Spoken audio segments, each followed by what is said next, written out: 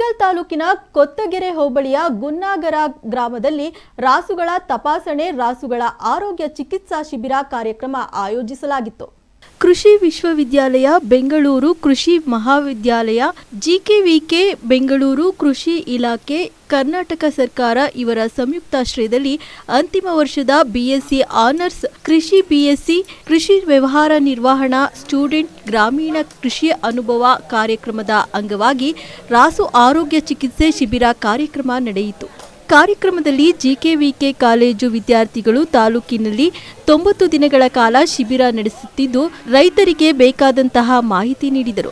ಹೊಸ ಟೆಕ್ನಾಲಜಿ ಹೇಳಿಕೊಡುವುದರ ಜೊತೆಗೆ ರೈತರ ರಾಸುಗಳ ತಪಾಸಣೆ ಮಾಡಿ ಅವುಗಳ ಆರೋಗ್ಯ ಸುಧಾರಣೆ ಬಗ್ಗೆ ಮಾಹಿತಿ ನೀಡಿದ್ದಾರೆ. ಈ ಸಂದರ್ಭದಲ್ಲಿ ರೈತ ಗುಡ್ಡರಂಗಯ್ಯ ಮಾತನಾಡಿ 90 ದಿನಗಳ ಕಾಲ ನಮ್ಮ ಗ್ರಾಮದಲ್ಲಿ ಜಿಕೆವಿಕೆ ಕಾಲೇಜು ವಿದ್ಯಾರ್ಥಿಗಳು ಇದ್ದು ನಮಗೆ ಕೃಷಿಯಲ್ಲಿ ಬಳಸುವ ಹೊಸ ಟೆಕ್ನಾಲಜಿ ಹಾಗೂ ಮೊಳಕೆ ಕಟ್ಟುವ ವಿಧಾನ, ಮಣ್ಣಿನ ಪರೀಕ್ಷೆ, ಬೀಜದ ಆಯ್ಕೆ, ಬೇಸಾಯ ಮಾಡುವುದು ಹೇಗೆ, ಬೀಜೋಪಚಾರ, ತಳಿ ಆಯ್ಕೆ ಮಾಡುವುದು ಹೇಗೆ ಎಂದು ಹೇಳಿಕೊಡುವುದರ ಜೊತೆಗೆ ಒಂದೊಂದು ದಿನ ಒಂದೊಂದು ವಿಚಾರದ ಬಗ್ಗೆ ಮಾಹಿತಿಯನ್ನ ನೀಡುತ್ತಾರೆ. ಇದು ನಮ್ಮ ರೈತರಿಗೆ ಉಪಯೋಗವಾಗುವ ರೀತಿ ಮಾಹಿತಿ ನೀಡುವ ಮೂಲಕ ನಮಗೆ ಅನುಕೂಲವಾಗಿದೆ ಎಂದರು. ಈ ಸಂದರ್ಭದಲ್ಲಿ ಜಿಕೆವಿಕೆ ವಿದ್ಯಾರ್ಥಿಗಳು, ರೈತರು, ಗ್ರಾಮ ಪಂಚಾಯಿತಿ ಸದಸ್ಯರು, ಸಾರ್ವಜನಿಕರು ಉಪಸ್ಥಿತರಿದ್ದರು.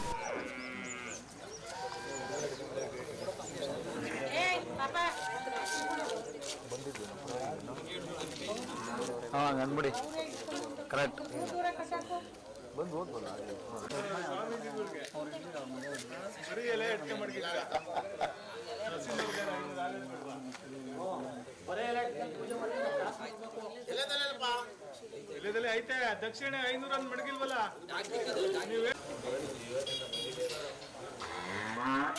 ಸರಿ ಇವರೆಲ್ಲ ಟಿಫನ್ ಮಾಡಲ್ಲ ಕಾಣು.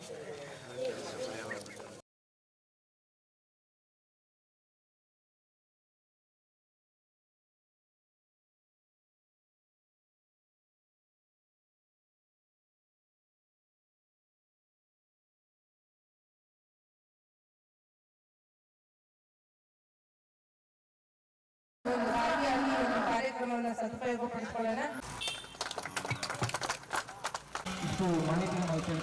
ತಿಳಿಸಲು ಅದರಿಂದ ದಯಮಾಡಿ ಎಲ್ಲಾ ವಿಷಯ ಗ್ರಾಮದಲ್ಲಿ ವಿದ್ಯಾರ್ಥಿಗಳು ಯಾವ ರೀತಿ ಕೆಲಸಗಳನ್ನು ಮಾಡಿದ್ದಾರೆ ಎಂದು ತಿಳಿಸಿಕೊಟ್ಟಿದ್ದಕ್ಕೆ ಧನ್ಯವಾದಗಳು. ಇದಕ್ಕೆ ತಲುಪಿದ್ದು ಈಗ ವಂದನಾರ್ಪಣೆಯನ್ನು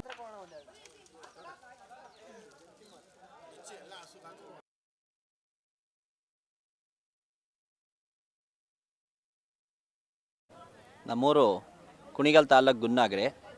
ನನ್ನ ಹೆಸರು ಪುಟ್ಟರಂಗಯ್ಯ ಅಂತ.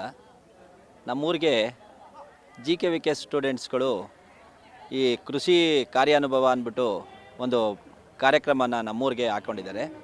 ಇಲ್ಲಿ ಜಿಕೆವಿಕೆ ಸ್ಟೂಡೆಂಟ್ಸ್ಗಳು ಬಂದು ನಮ್ಗೆ ರೈತರಿಗೆ ಬೇಕಾದಂಥ ಕೆಲವು ಅನೇಕ ರೀತಿಯ ಮಾಹಿತಿಗಳನ್ನು ಕೊಡ್ತಾ ಇದ್ದಾರೆ. ಮೊದಲನೇದಾಗಿ ಅನೇಕ ಬೀಜಗಳನ್ನು ಹೇಗೆ ಆಯ್ಕೆ ಮಾಡ್ಕೊಳ್ಳೋದು, ಮಣ್ಣನ್ನು ಹೆಂಗೆ ಪರೀಕ್ಷೆ ಮಾಡಿಸೋದು, ಬೀಜವನ್ನು ಬೀಜೋಪಚಾರ ಮಾಡೋದು ಹೆಂಗೆ, ಮತ್ತು ತೆಂಗಿಗೆ ಯಾವ್ಯಾವ ಕಾಯಿಲೆಗಳು ಬರ್ತವೆ, ಹಾಗೂ ತೆಂಗಿಗೆ ಕಾಯಿಲೆ ಬಂದವನ್ನ ಹೇಗೆ ನಿರ್ವಹಣೆ ಮಾಡ್ಬೋದು, ಮತ್ತು ಅಡಿಕೆಗೆ ಯಾವ್ಯಾವ ಕಾಯಿಲೆಗಳು ಬರ್ತವೆ ಅದಕ್ಕೆ ಹೇಗೆ ನಾವು ನಿರ್ವಹಣೆ ಮಾಡ್ಬೋದು, ಮತ್ತು ಅಣಬೆ ಬೇಸಾಯವನ್ನು ಹೇಗೆ ಮಾಡ್ಬೋದು, ಪ್ರತಿಯೊಂದು ವಿಷಯನೂ ರೈತರಿಗೆ ಬೇಕಾದಂಥ ಎಲ್ಲ ವಿಷಯಗಳನ್ನು, ಮತ್ತು ಭತ್ತದ ತಳಿಗಳನ್ನು ಹೇಗೆ ನಾವು ಆಯ್ಕೆ ಮಾಡ್ತಕ್ಕಂಥದ್ದು. ನಾನು ಡಾಕ್ಟರ್ ಎನ್ ಮಂಜುಳಾ, ಪ್ರಾಧ್ಯಾಪಕರು ಕೃಷಿ ವಿಸ್ತರಣೆ ವಿಭಾಗ ಹಾಗೂ ಸಹ ಸಂಯೋಜಕರು ಗ್ರಾಮೀಣ ಕೃಷಿ ಕಾರ್ಯಾನುಭವ ಕಾರ್ಯಕ್ರಮ, ಕೃಷಿ ಮಹಾವಿದ್ಯಾಲಯ, ಜಿಕೆವಿಕೆ ಬೆಂಗಳೂರು. ನಾವು ಈ ಸಂದರ್ಭದಲ್ಲಿ ಗುನ್ನಾಗೆರೆ ಗ್ರಾಮದಲ್ಲಿ ಕೃಷಿ ಅಂತಿಮ ವರ್ಷದ ಕೃಷಿ ವಿದ್ಯಾರ್ಥಿಗಳನ್ನು ನಾವು 3 ತಿಂಗಳ ಕಾಲ ಒಂದು ಗ್ರಾಮದಲ್ಲಿ ವಾಸ್ತವ್ಯವನ್ನು ಹೂಡಿಸಿದ್ದೀವಿ. ಈ ಒಂದು ನಿಟ್ಟಿನಲ್ಲಿ ನಮ್ಮ ವಿದ್ಯಾರ್ಥಿಗಳು ಕೃಷಿ ಮತ್ತು ಸಂಬಂಧಿಸಿದ ವಿಷಯಗಳ ಕುರಿತು ವಿವಿಧ ವಿಚಾರಗಳನ್ನು ರೈತರಿಗೆ ತಿಳಿಸ್ಕೊಡ್ತಾ ಇರ್ತಾರೆ. ಸೊ ಇದು ಈ ನಿಟ್ಟಿನಲ್ಲಿ ಒಂದು ತರಬೇತಿ ಕಾರ್ಯಕ್ರಮ ಇರ್ಬೋದು, ಪ್ರಾತ್ಯಕ್ಷಿಕೆಗಳು, ಕ್ಷೇತ್ರ ಭೇಟಿಗಳು, ಇವುಗಳನ್ನೆಲ್ಲ ಸುಮಾರು ವಿಚಾರಗಳನ್ನು ಮಾಡಿ ಅವರು ರೈತರಿಗೆ ತಿಳಿಸ್ತಾ ಇದ್ದಾರೆ. ಈ ಒಂದು ಸಂದರ್ಭದಲ್ಲಿ ಈ ಒಂದು ಕೃಷಿ ಸಂಬಂಧಿತ ಒಂದು ಪ್ರಮುಖ ಉದ್ದಿಮೆಯಾದಂತಹ ಈ ಒಂದು ಪಶುಸಂಗೋಪನೆ ವಿಚಾರವಾಗಿ ಕೂಡ ಪಶು ಆರೋಗ್ಯ ಚಿಕಿತ್ಸಾ ಶಿಬಿರವನ್ನು ಈ ದಿನ ಗುನ್ನಗೆರೆ ಗ್ರಾಮದಲ್ಲಿ ಆಯೋಜಿಸಿದ್ದೇವೆ. ಈ ಒಂದು ಸಂದರ್ಭದಲ್ಲಿ ವಿವಿಧ ಹಸುಗಳು, ಸುಮಾರು ಒಂದು 50ಕ್ಕೂ ಹೆಚ್ಚು ಹಸುಗಳು, ಕುರಿಗಳು, ಮೇಕೆಗಳು ಇವೆಲ್ಲನೂ ಕೂಡ ಒಂದು ಚಿಕಿತ್ಸೆಯನ್ನು ಪಡ್ಕೊಂಡಿದ್ದಾವೆ. ಇದರ ಜೊತೆಗೆ ಬರಡು ರಾಸುಗಳು ಕೂಡ ಒಂದು ಚಿಕಿತ್ಸೆಯನ್ನು ಕೊಡಲಾಗಿದೆ. ಸೊ ಈ ಒಂದು ಕಾರ್ಯಕ್ರಮ ಯಶಸ್ವಿಯಾಗಿದೆ ಅಂತ ಅಂದ್ಕೊಳ್ತಾ ಇದ್ದೀವಿ. ಸೊ ಎಲ್ಲಿನ ರೈತರು ಇದೇ ರೀತಿ ನಮ್ಮ ವಿದ್ಯಾರ್ಥಿಗಳಿಗೆ ಸಹಕಾರವನ್ನು ಕೊಡ್ತಾ ಅವರು ಇರುವಂತಹ ಇನ್ನೂ ಒಂದು ತಿಂಗಳ ಕಾಲದಲ್ಲಿ ಹೆಚ್ಚಿನ ಸಹಕಾರವನ್ನು ಕೊಟ್ಟು ವಿವಿಧ ವಿಷಯಗಳನ್ನು ಅವರು ಕೂಡ ತಿಳ್ಕೊಳ್ಬೇಕು ಅಂತ ಈ ಮೂಲಕ ವಿನಂತಿಸ್ಕೊಳ್ತಾ ಇದ್ದೀನಿ. ಧನ್ಯವಾದಗಳು. ನಮಸ್ಕಾರ. ಇವತ್ತು ಗುನ್ನಗೆರೆ ಗ್ರಾಮದಲ್ಲಿ GKVK ಅಂತಿಮ ವರ್ಷದವರು ಕ್ಯಾಂಪ್ ನಡೆಸ್ತಾ ಇದ್ದಾರೆ. ಅದರ ನಿಮಿತ್ತ ಬರಡು ರಾಸು ಚಿಕಿತ್ಸಾ ಶಿಬಿರ ಹಾಗೂ ಆರೋಗ್ಯ ಶಿಬಿರವನ್ನು ಏರ್ಪಡಿಸಿದರು. ಹಾಂ, ಬರಡು ರಾಸು ಶಿಬಿರ ಅಂದರೆ ಈಗ ಹಸುಗಳು ಬೆದೆಗೆ ನಿಲ್ತಾ ಇರಲ್ಲ ಅಥವಾ ನಿಂತಿರೋ ಹಸುಗಳು ಕಂದಾಗ್ತಾ ಇರ್ತವೆ, ಆ ಥರ. ಇನ್ನೊಂದು ಮಿನರಲ್ ಡಿಫಿಷಿಯನ್ಸಿ ಆ ಥರ ಆದ್ರೂ ಫಲ ನಿಲ್ತಾ ಇರಲ್ಲ. ಅವನ್ನ ನಾವು ಬರಡು ರಾಸು ಅಂತೀವಿ. 2 ವರ್ಷ 3 ವರ್ಷ ಆದ್ರೂ ಫಲ ನಿಲ್ಲದೆ ಅಂತ ಇರುವಂಥ ಬರಡು ರಾಸು ಅಂತಾರೆ. ಅವಕ್ಕೆ ಲೋಕಲಲ್ಲಿ ಆಗಿರಲ್ಲ ಅಂಥವಕ್ಕೆ ಈಗ ತಜ್ಞ ವೈದ್ಯರು ಬೆಂಗಳೂರಿಂದ ಬಂದಿದ್ದಾರೆ. ಇವತ್ತು ಸುಮಾರು ಒಂದು 20-30 ಹಸುಗಳು ಸೇರಿದ್ವು. ಅದನ್ನು ಎಲ್ಲ ಚೆಕ್ ಮಾಡಿ ಈಗ ಅವರು ಟ್ರೀಟ್ಮೆಂಟನ್ನೆಲ್ಲ ಹೇಳಿದ್ದಾರೆ. ಅದನ್ನೆಲ್ಲ ನಾವು ಫಾಲೋ ಅಪ್ ಮಾಡ್ಕೊತೀವಿ. ಅದೇ ರೀತಿ ಬೇರೆ ಪ್ರಾಣಿಗಳು ಎಲ್ಲ ಬಂದಿದ್ವು, ಅದು ಇವೆಲ್ಲ ಏನು ರೋಗ ರುಜಿನಗಳಿದ್ವು ಅವನ್ನೆಲ್ಲ ಚೆಕ್ ಮಾಡಿ ಮಾಡಿಸೋರೆ. ನನ್ನ ಹೆಸರು ಸಿದ್ಧಗಂಗಾ ಅಂತ, ಎಕ್ಸ್-ಮಿಲಿಟ್ರಿ ಮ್ಯಾನು. ನಾನು ಗುನ್ನಗೆರೆ ಗ್ರಾಮ, ಕುಣಿಗಲ್ ತಾಲೂಕು. ನಾನು ಮಿಲ್ಟ್ರಿ ಕೆಲಸ ಮುಗಿಸ್ಮೇಲೆ ನಾನು ರೈತನ ಕೆಲಸ ಮಾಡ್ತಾಯಿದ್ದೀನಿ.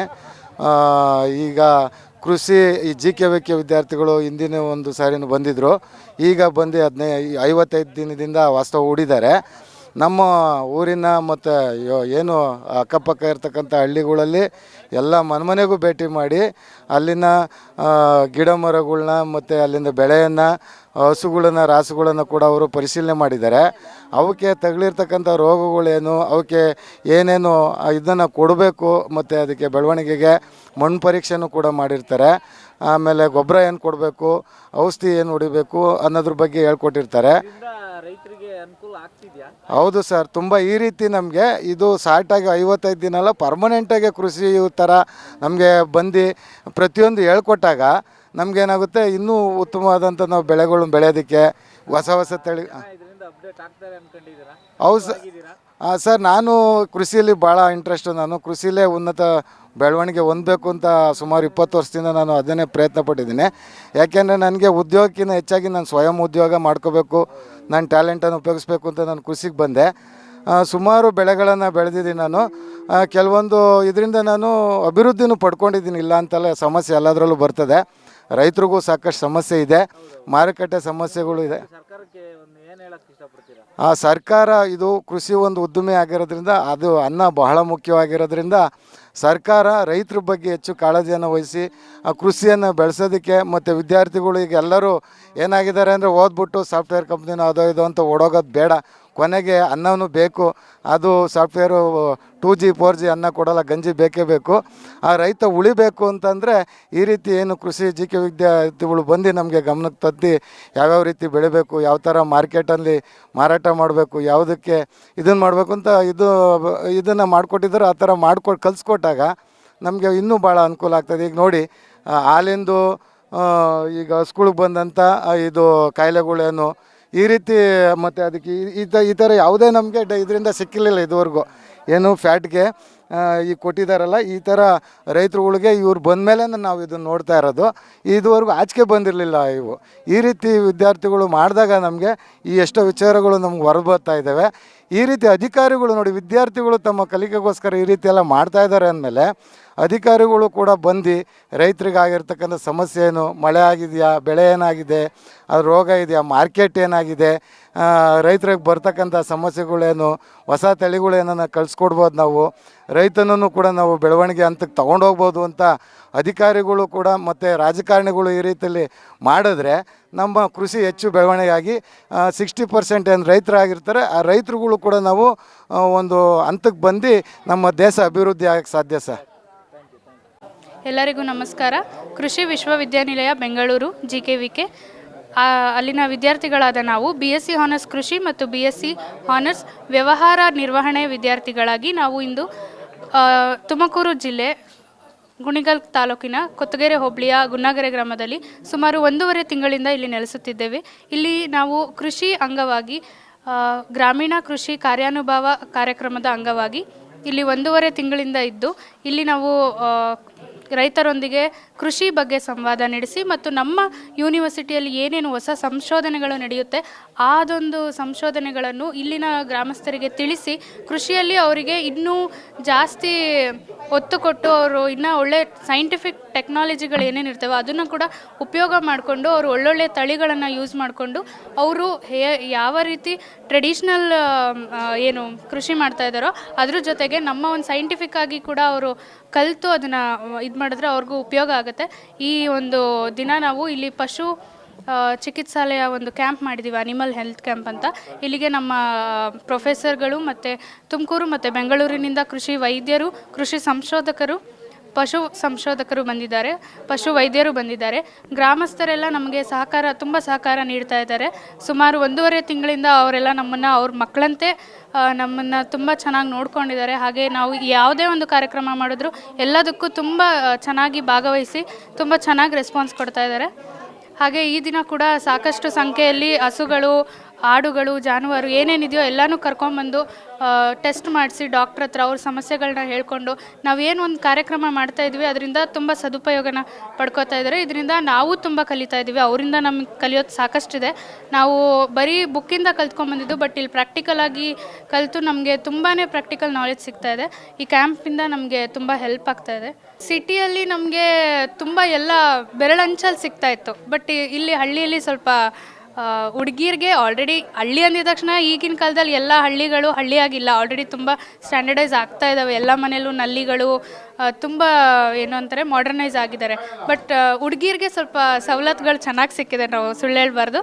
ಹುಡುಗರು ಪಾಪ ದಿನ ಬೆಳಗ್ಗೆ ಎದ್ದು ನೀರು ಹಿಡಿಯೋದು, ಕಸ ಹೊಡೆಯೋದು, ನೆಲ ಒರೆಸೋದು ಪ್ರತಿಯೊಂದು ಹುಡುಗರು ಮಾಡೋದ್ರಿಂದ ನಾವು ಕೂಡ ಅಡುಗೆ ಮಾಡೋದಿರಲಿ, ನಮ್ಮಲ್ಲಿ ಒಂದೊಳ್ಳೆ ಕೋಆರ್ಡಿನೇಷನ್, ಅಂಡರ್ಸ್ಟ್ಯಾಂಡಿಂಗ್ ಮತ್ತು ಕೆಲಸ ಮಾಡೋದು. ನಾವು ಮನೇಲಿ ಖಂಡಿತ ಕೆಲಸ ಮಾಡಲ್ಲ, ನಾನು ಮಾಡಲ್ಲ. ಇಲ್ಲಿ ಬಂದು ಎಲ್ಲ ಕೆಲಸಗಳನ್ನೂ ಮಾಡ್ತಾಯಿದ್ದೀವಿ.